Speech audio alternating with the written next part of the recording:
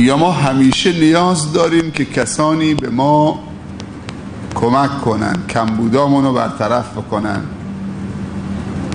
خوبی هامون رو افزایش بدن، انگیزه های خوبمون رو تقویت بکنن؟ پس هم یک نوع ادبه و هم یک نیاز هست و ادب هم نیاز ماست. از بی ادبی کسی به جایی نرسید. حقا که ادب وظیفه مردان است. بر نیاید این دو کار از این دو مرد، مردی از نامرد و نامردی ز مرد. اونی که اصیله، اونی که خالصه، کاری خلاف جوانمردی انجام نمیده.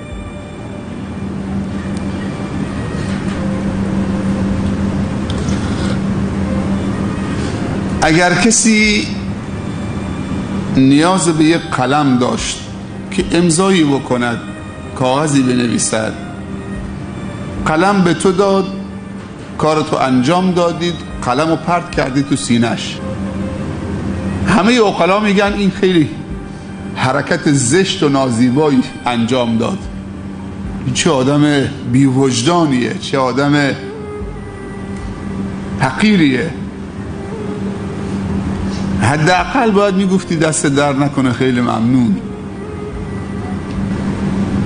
همه عقلا اینو میگن. حالا خداوندی که این همه خدمات به ما و تو داده، تعاملمون با خداوند چیه؟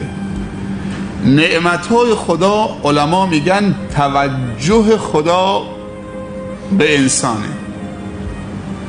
اگر تو کفران نعمت کردید، یعنی تو توجه خداوند به خودتو با بی توجهی جواب دادی. دیگه انتظار توجه خداوند در آینده نداشته باش.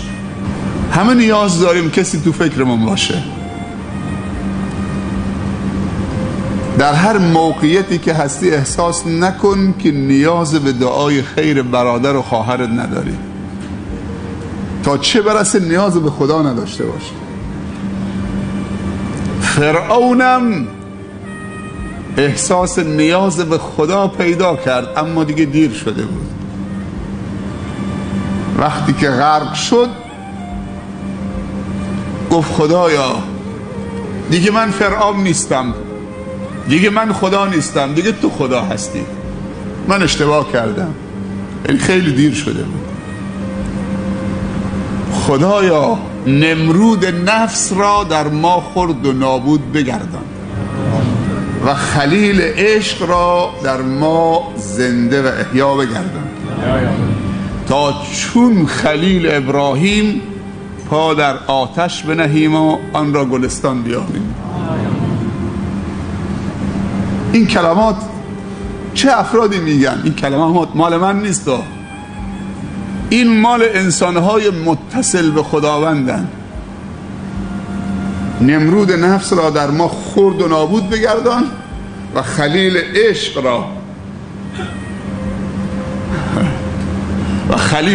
را در ما زنده و احیا بگردان، تا چون خلیل ابراهیم پا در آتش بنهیم و آن را گلستان بیابیم. در دنیا خداوند خانه‌ای درست کرده از آب و گل،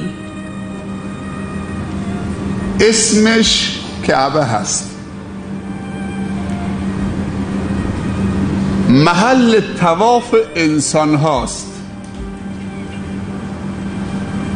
اما در عالم جان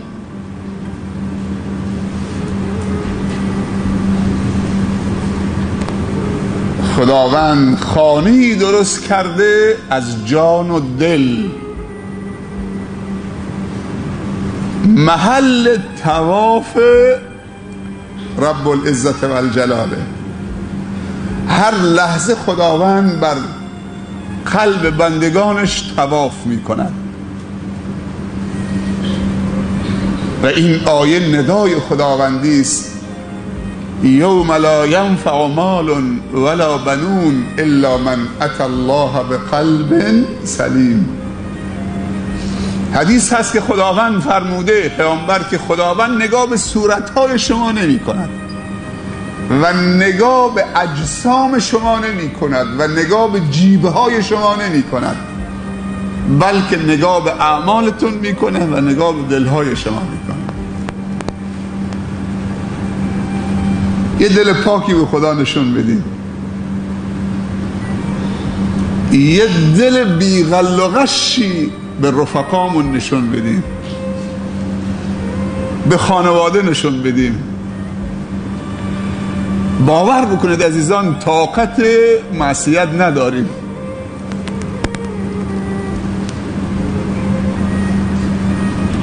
طاقت خلاف نداریم. آدم افسرده میشه از خلاف، نهایتش خودکشی میکنه. یکی از بهبود یافتگان اعتیاد بچه های NA چند سال ترک کرده بود. میگفت که به یه نحوی با خانمم خداحافظی کردم، نگفتم میخوام خودکشی بکنم. رفتم سر و صورت بچم رو بوسیدم، بابا خداحافظ، من میخوام مسافرت برم. یه روم نشد. اصلا خجالت میکشیدم که این زن پاک و عفیف و صبور در مقابل یک مرد معتاد چلخته، این بچه نازنین چطوری تو صورت پدر معتادش نگاه بکنه. میگه سر صورت بچه رو بوسیدم، سرنگی برداشتم، رفتم تو صحرا، تو لابلای درخت توج.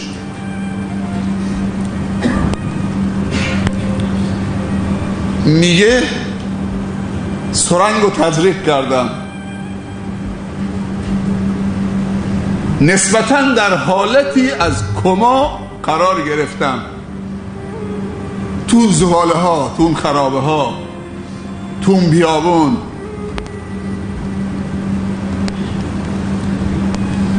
میگه ظاهراً که قلبم ایست کرده بود. یک دفعه دیدم که یک شوکی بر من وارد شد. چطوری شوک وارد میکنن تو بیمارستان؟ شوک وارد شد، چشمم باز کردم که نمردم. دیدم که کژدم سیاه بزرگی عقرب رو بدنم راه میره، اون طرفتر رفت، همینجور سر و کلش میچرخید، میلرزید، تق افتاد مرد. فهمیدم که اون شوک کژدم بوده، اگر نه من خلاص بودم. میگه یه شوکی بر من وارد کرد. خداوند مثل این که به من بگه هنوز اجلت نرسیده، اون بچه نازنین منتظرت، باید توبه بکنی و دنبال پاکی برید. برو تو حلقه های NA، تو جلسه های باز و بستشون شرکت کن. میگه رفته بودم که خودم رو خلاص بکنم، سرنگ رو تزریق کرده بودم، اما خدا گفت که اون همسر نازنینت و فرزند نازنینت، تو میتونی خوب بشی، تو میتونی عوض بشی. میگه اعتقاد پیدا کردم به عشق به نیروی برتر، چون معتادا میگن که معشوقه گم شده و دلباخته ما مواد مخدره. ما اگر از زیر سنگم باشه که مواد پیدا میکنیم، وقتی بهش میرسیم به وجد در میرسیم، غزلخوانی میکنیم.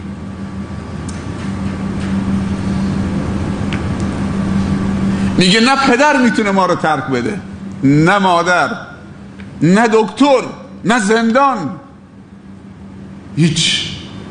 این صحبت یکی از معتادین گمنامه که به رحمت خدا رفته، خدا رحمتش بکنه.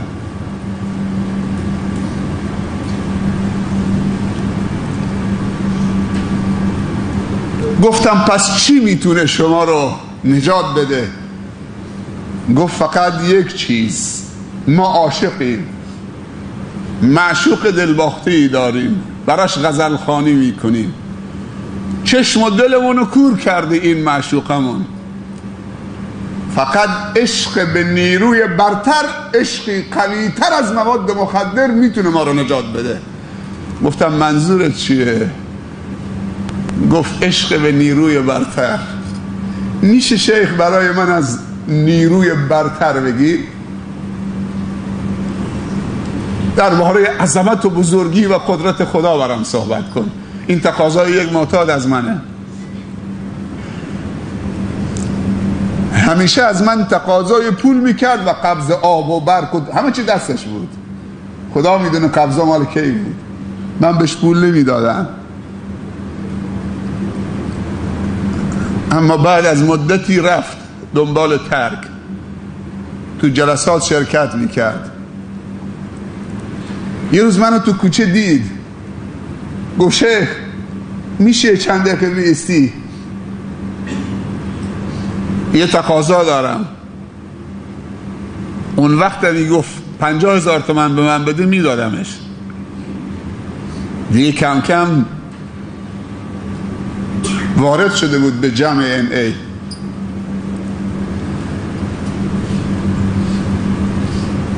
ولی اون بار از من تقاضای پول نکرد. سبحان الله. این بار که تصمیم گرفته بودم بهش بدم تقاضای پول نکرد.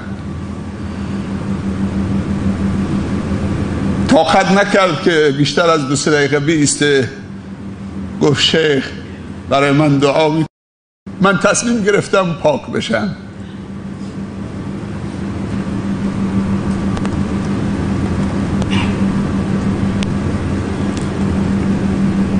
خانواده درمان، گفتار درمان، دارو درمان، روان درمان.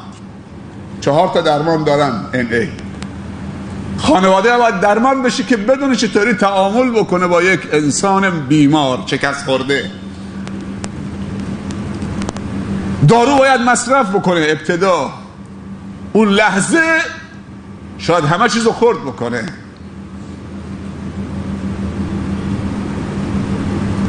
باید خانواده درمان بشه که بدون چطوری تعامل بکنه.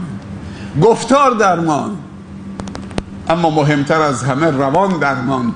چیزی که روان انسان رو درمان میکنه عشق به نیروی برتره. الا بذکر الله تطمئن القلوب.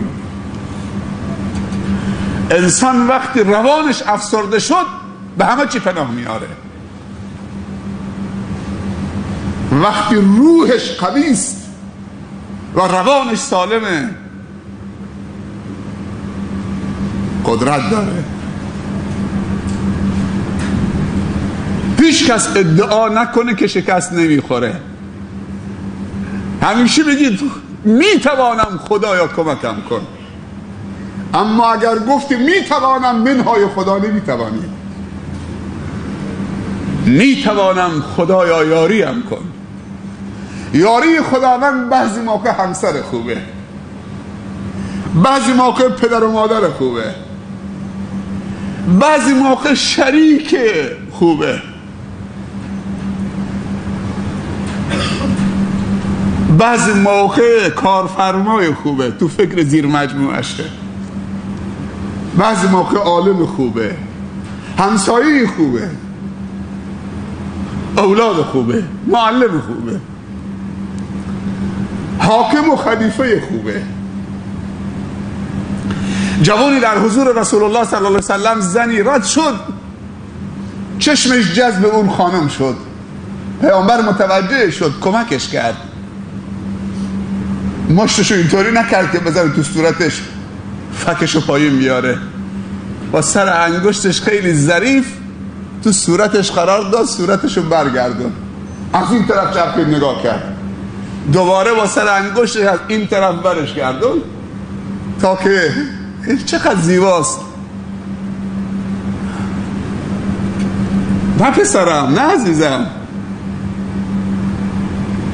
اگر تو نگاه کردی به مادرت هم نگاه میکنن،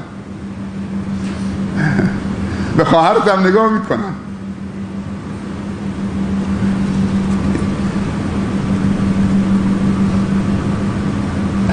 اگه یه چیز بگم شاید طاقتش نداشته باشه. پیامبر صلی الله علیه وسلم روزی عمر فاروق رو بدرقه کرد تا خارج از مدینه. عمر میخواست بره مکه زیارت خانه خدا. وقتی که بیرون از مدینه رفت عمر رو معانقه کرد، به آغوش گرفت، در گوشش چیزی گفت برادر. حالا کی داره میگه؟ رسول الله صلی الله علیه وسلم. به کی؟ به عمر رضی الله عنه.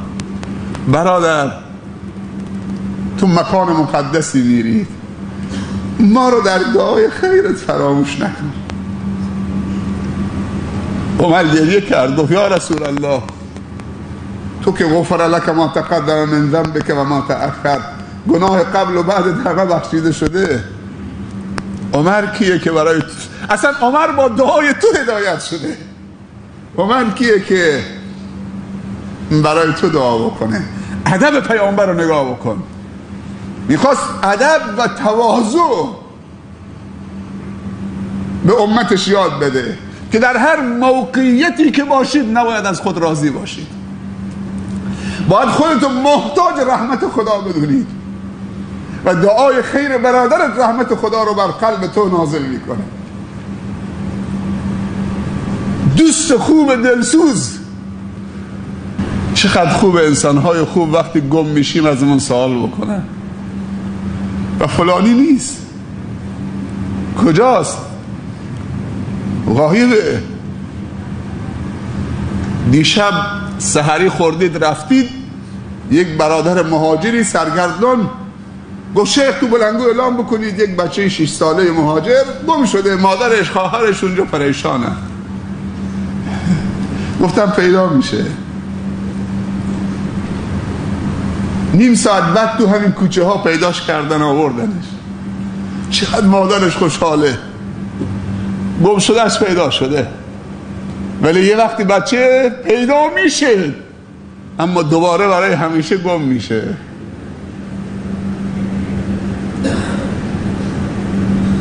اگر منحرف شد برای همیشه دزدیدنش، اگر معتاد شد برای همیشه گم شده، اگر فاسد و مفسد شد برای همیشه گم شده. بریم دنبال هم بگردیم. عزیزی به من میگفت من میخوام تو بازار یه کاری انجام بدم، یه عزیزی میگفت من میخوام تو دانشگاه یه کاری انجام بدم، چطوری شروع بکنم؟ چند شب پیش برادری از تورنتو کانادا از افغانستان گفت شیخ 8 ماه دنبال تلفنت میگردم، امروز پیدا کردم، من میخوام یه کارایی برای برادرام و خواهرام تو کانادا بکنم، اونجا تو اروپا که مهاجرن، از کجا شروع بکنم؟ و من شنیدم که تو در یکی از سخنرانی‌هات گفتی که یک پیرزن محیاب فروش، سمبوسه فروش تو بحرین، لقیمات و سمبوسه و محیابه میفروخته، یک مسجدی تو گابریک، تو روستای کویک، نه گابریک، تو روستای کویک 5 کیلومتری جاست که درست کرده، کولرش هم داده، آب سرکنش هم داده، مسجد مبارکیه. بعد تو تلفن به من میگه شیخ نمیشه یک آدرس هم به ما بدید که اگر نیازمندهایی هستن یه شماره حسابی که من از تورنتو حسابی واریز بکنم مبلغی.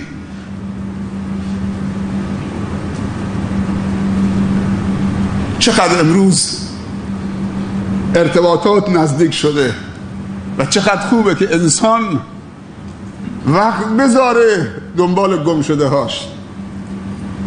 اگر من تو رو برادرم بدونم، اگر گم شدی دنبالت میگردم، ولی وقتی من فکرم اینه که تو غریبه هستید، تو قوم خویش من نیستید، من چطوری دنبالت بگردم؟ من دنبال بچه خودم میگردم.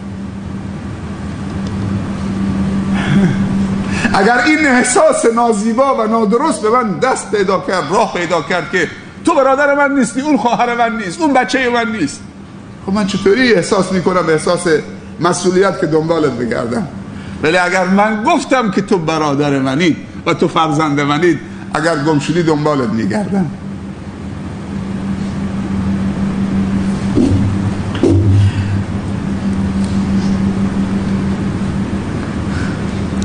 عزیزان فرق میتونم و نمیتونم چیه؟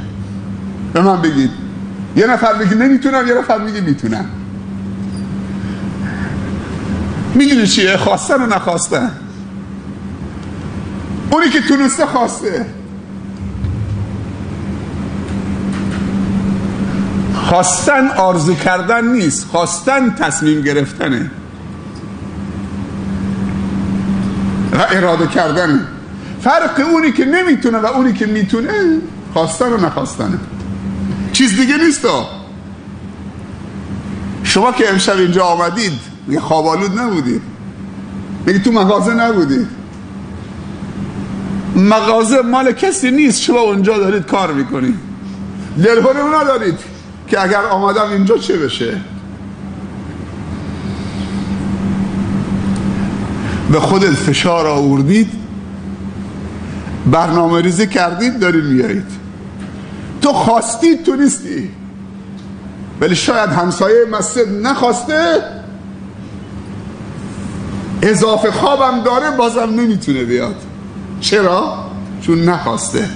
بحث قدم نیست، بحث مسافت نیست، بحث خواستن و توانستن.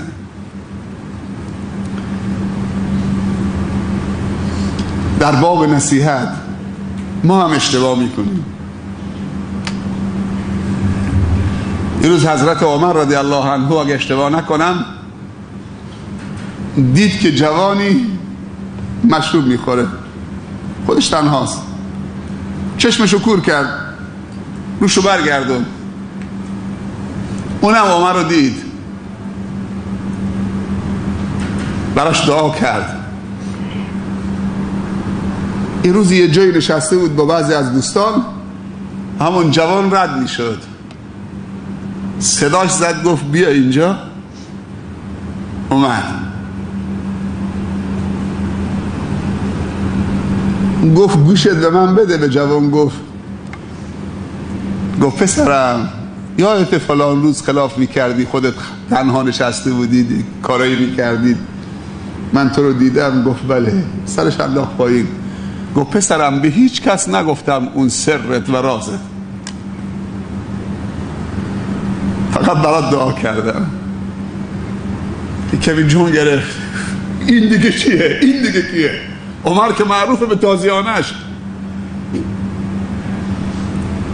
گفت امیر المؤمنین میشه شما هم گوشت بدی، من یه جمله داره گوشت بگم. گفت از روزی که تو منو دیدید دیگه من لب به مشروب نزدم.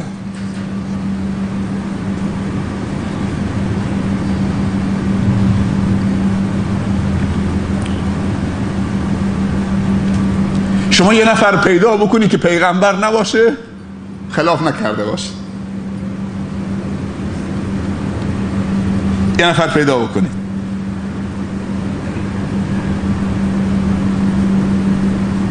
پیدا نمیشه. اما یه نفر پیدا بکنی که توبه کرده، خدا توبهش نبخشیده، اینم پیدا نمیشه. کسی نمیتونه مانع تو و اون باشه. نیاز به من نداری که بیا پیش من. بعضی مسلمان ها حتی زکات فطرشون میخوان بدن، در خانه ملا صف کشیدن، برنج تو کاسه کردن، باید فلان شیخ و ملا دست تو برنج بکنه، بعد نیتش بگه، بعد تو بره بدی تا حلال بشه برای. عجب.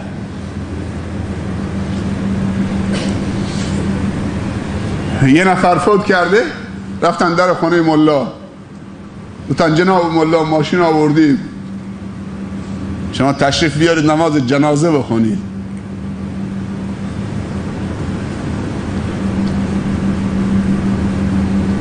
خب بردنش نماز جنازه خونده، یه دفع شده، با ماشین برش گردوندن در خونه. 2 تومن.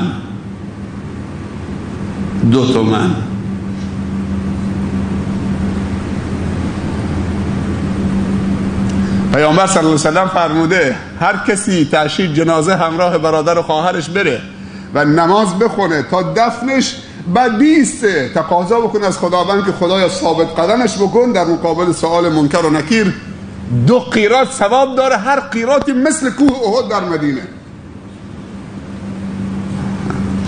با ماشین آمدن دنبالش، رفته نماز جنازه خونده، برش گردن در خانه، گفته 2 تومن خرجش 2 تومن میشه. خب پس مولا چی نیت کرده؟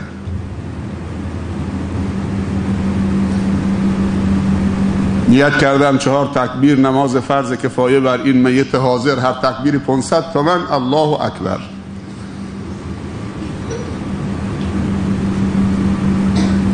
خیلی وقتا شما مشکل ندارید، ما الگو نیستیم،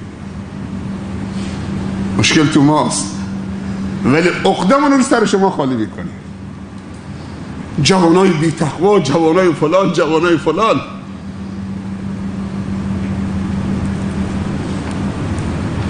شما جهاد میکنید، باور میکنید.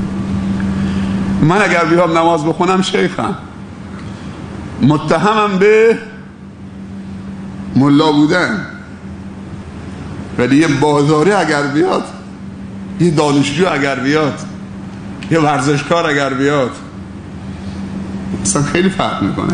نماز من در مقابل شما خیلی کم رنگه.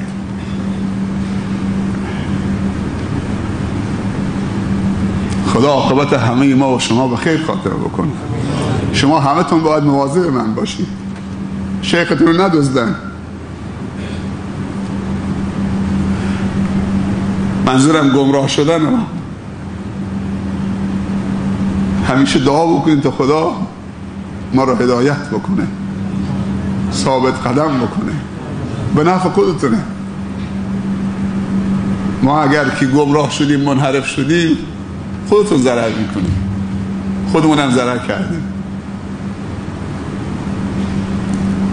عزیزان قدر یکدیگر بدونید. جمع جوانه، چند تا پدر دلسوزم از اول رمضان تو جمع خودمون هستن. اونایی که از 50 بالان، 45-50 به بالا، قوت قلبی هن. یه مادر تقاضای دعا کرده، گفته شیخ مال همه گفت، مال بچه من نگفته. راحتی قلبی داره، قرار شده نمیدونم 2 ماه دیگه کی عملش بکنن. سعدی بهش گفته خب مادر شیخ برای همه دعا میکنه، عمومی دعا میکنه. گفت نه، مال همه گفته، مال من نگفته. راست میگه. یه یتیمی دوباره داخل کماست،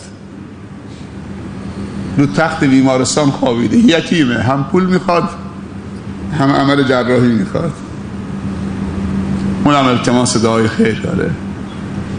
خدایا این 2 عزیزمان را شفای عاجل عنایت بفرما و همه کسانی که مشکل دارن، چه مشکل مادی، چه معنوی، چه دنیوی، چه اخروی.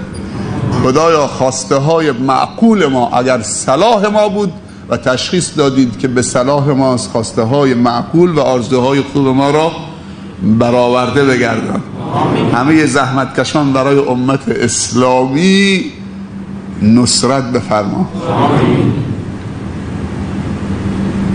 با هم سلام بعدی میخونیم انشاءالله. حالا با یک حال و هوای دیگه اون سلام بعدی رو بخونیم انشاءالله. امشب، فردا شب، شب عید، این چند شب از ما نگیرن عزیزان. جزاکم الله خیر.